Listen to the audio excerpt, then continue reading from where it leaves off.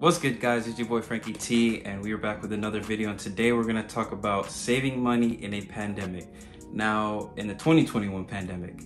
Now, I know with inflation and everything going on in today's society, in today's market, it's probably not the best advice to probably tell people to save money. But at the end of the day, saving money is always going to be needed. Everybody's going to need to save money to do X, Y, or Z. Maybe you want to go get that car.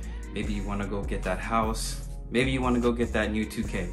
Whatever it is, this is going to be a video for you to help you when it comes to saving money. So the number one thing, because I'm going to go with about 3 to 4 things here. The number one thing I want to mention is the streaming platforms. Get rid of those streaming platforms. I mean, the subscriptions, you know, on Disney Plus, you have Hulu, you have Netflix. Now with Netflix, unless you're watching Money Heist, Tokyo, she's fine, she's bad. Like, respect if you watch that show. That show is really fire. But aside from that, Netflix, all of that, like, you do not need to be spending all this money on Stars, HBO, Netflix, Hulu, Disney Plus. I don't think people, I mean, as far as I know, watch that much TV. You know what I'm saying? And so if you have all these subscriptions in these platforms, I think it's important that you start to cut down on all of them, or at least just keep one of them or something. I mean, I don't even know how much a Netflix membership is. Like, I don't ever spend money on subscriptions. I don't think I've ever spent money on a streaming platform before. So as far as that, I think the workaround for this is that you go and hop on somebody who does have a Netflix account. If say, you know, you probably don't watch that much TV, like in my case, I don't watch that much TV, so I will go and I'll be like, hey, I have a friend here that has a Netflix account, like, yo, like, let me get the account credentials really quick. I mean, I don't really watch much Netflix, but I know there's gonna be times when I'm just wanting to chill and I can watch Netflix, or I can watch Hulu, or I can watch HBO or something. You know, I have all these for free because I have really good friends, and they know I probably don't watch it that much, so they usually give it to me because they know I'm probably not going to watch it. But at the end of the day, some people, they're gonna want people to utilize their money. I mean, if they're paying $10 a month or $15 a month on a streaming platform, you know, they can have people on that account that can make use of their money if they don't watch it that much. I know some people that are like that too, you know. So I think it's very, very important that, you know, because again, these subscriptions, they add up over time. I mean, you're paying $15 a month here, you're paying $10 a month here, you're paying another $30, $20 a month somewhere else. You have add-ons, or say like Hulu, you have live TV or different things. Like, it's gonna be way more expensive. So just want to kind of keep that in mind. I mean, those are hidden bills there that you want to avoid. So cut the streaming platforms down, because I know you're not probably watching on any of those platforms. Now that leads me to my next point. And again, we are in a pandemic for the past year, a little bit more than a year now. And eating out. People love to eat out now. I mean, a lot of people are working from home. They're saving money on gas. They don't have to go out to their job and then drive out somewhere to go get food to eat. Now they're at the comfort of their home. They're working from home. Their lunch is at home. And most people, they're going to order this Uber Eats, you know, they're gonna order that into their home to eat. Now, I recommend people to avoid that at all costs. I mean, because most of the time when you eat out, it's usually not good for you. Number two is that eating out is very expensive, especially in today's economy. I mean, a lot of things are inflating.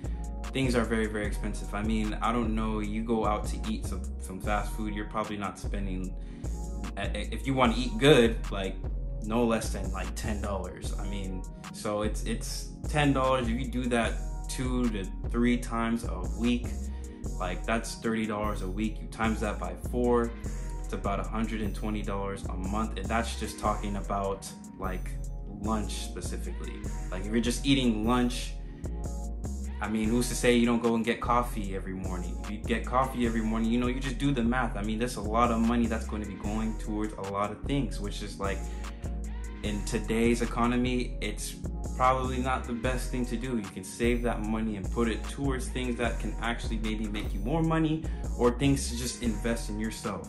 So I just want to mention, you know, just kind of keep your hands away from that. And my advice is to, instead of going out there and ordering all this stuff, ordering this food and making these people richer, is go ahead and, you know, cook some good, better food that you can eat here at home. You want to eat a hamburger, go make yourself some hamburgers, you know what I'm saying?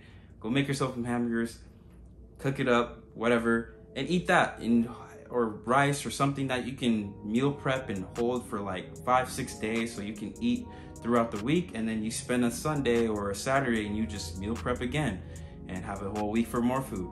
Meal prep again, it's way much easier. I mean, shoot, if you wanna, you know, sit there and make yourself a little peanut butter and jelly sandwich and eat that, I mean, you can make it work, you know what I'm saying? Like, you can make it work. It's better off than you spending constant money on these foods that, one, are not going to benefit you on a health standpoint, and two, they're going to take a lot of money out of your pocket. So I just want you guys to keep that in mind. And so the third and last thing I would very much recommend you guys to do is get a gym membership. Now, I know people are gonna look at me like, yo, like Frankie T, this is a video about saving money. Now you're telling me to get a gym membership? Let me give you all some perspective here, all right? So let's just say an example, especially today, you know, with the sickness going around, you know, COVID and all that, vaccines, all that stuff going around.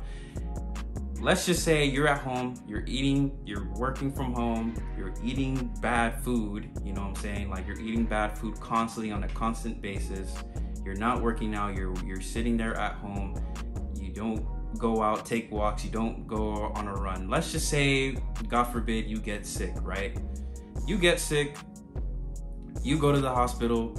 Now you have to spend all this money on medication, all this money on X, Y, and Z in the hospital, the medical expenses that come with it, maybe buying some foods or things like that to kind of keep yourself going through. Maybe you're gonna be missing work, you know what I'm saying? You may not have PTO or anything like that to kind of cover you for work. And now you're down so much money, you know? This is what they call opportunity cost. Like, the opportunity cost now of you getting that gym membership, now in this same scenario where you went out and you're working out at the gym at least 3 to 4 times a week, or you go take a walk, or you go take a little jog, you know, I mean, you don't even need to buy a gym membership. You can go around your community, you can go run around, you know, walk around, or maybe even in your house, you know, like I live in a pretty decent sized home. I can go and work out from my house here. I don't need to go to the gym to get work in and work out. So if you're putting in that work at the gym, though, assuming you do get a gym membership, you're working out, your immune system is probably going to be stronger than the person who doesn't do that. And then you're eating well, you're meal prepping. That opportunity cost is there now for you. Now you're spending the money you're saving more money, you know, putting money towards the gym to work out and do all this, than sitting at home, not working out, eating inside, eating, you know, all fast food and whatnot, not working out, and you get sick, and then all this costs come with it and whatnot. You know, you gotta be out there, you know, you gotta be out there and active, keeping your body going, the blood flowing and whatnot, so that you stay in great health. So, you know, that's my kind of advice to people, you know, with saving money during the pandemic, because I mean, I think that's the most important step right there, because, you know, with everything going on and just the fear and everything of the virus and whatnot, I think it's very important people take that time to work on your mental health, work on your physical, like I say, mental, physical, spiritual, financial, emotional, social. I mean, these are the areas of life that I break my life into, to make sure that I pick one of these areas and I use it to help fuel every other single area of my life to continue going, continue being better, and just, as I say, always strive and prosper. You got to be clear cut and concise. So those are my, you know, 3 things that I believe that people should, you know, take more attention to. I mean, obviously cutting down on the streaming platforms and whatnot, the social media, the streaming platforms with, like, you know, Hulu, Netflix, you know, all those streaming platforms. Going to the gym, getting you a gym membership, I think is very, very, very important. And then avoiding eating out at all costs and just cooking your own food and meal prepping. I think those are 3 things that you can save a lot of money, and these are hidden costs that people don't really think about because it may seem small in the short term, but in the long term it is very, very costly. So just keep that in mind in your daily lives. Get the Mint app and track these things because you can see it, you can track it. What is tracked, what is measured can be tracked, and you can go and fix it and make it better. So without further ado, if you felt like you learned some stuff here, go ahead and like this video. I hope you guys are learning some value from this. Throw those likes on there. I want to see at least 10-15 likes. I've noticed the likes really help with bringing more traction to videos. So, and if you're interested in the kind of content that I bring, go ahead and subscribe as well. If you're new here, we talk about everything money and finance. So without further ado, I hope you guys have a blessed day. Peace. 2 times.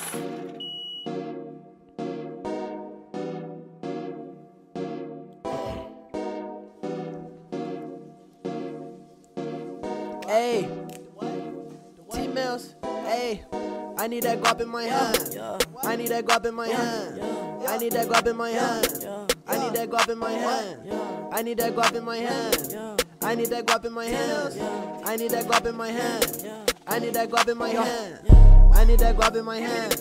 I need that guap in my hand.